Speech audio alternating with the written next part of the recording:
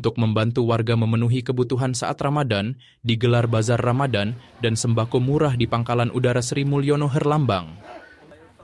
Pangkalan Udara Sri Mulyono Herlambang menggelar Bazar Ramadan dan Pasar Murah. Berbagai kebutuhan pokok rumah tangga seperti beras, minyak, gula, dan daging beku dijual dengan harga di bawah standar pasaran.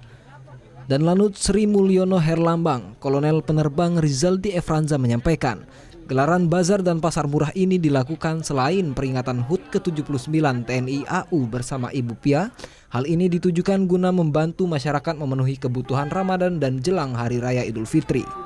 Ini untuk sedikit membantu beban dari masyarakat sekitar, di mana kita betul-betul TNI Angkatan Udara ini ingin menyatu dengan masyarakat dalam momen kebersamaan ini, karena bagaimana kita tahu bahwa TNI Angkatan Udara ini wilayah kerjanya di udara ya, jadi untuk bersinggungan dengan masyarakat ini cukup kurang dalam pelaksanaan tugasnya, sehingga pada kegiatan di darat ini kita dekat dengan masyarakat, karena bagaimanapun juga TNI adalah tentara rakyat.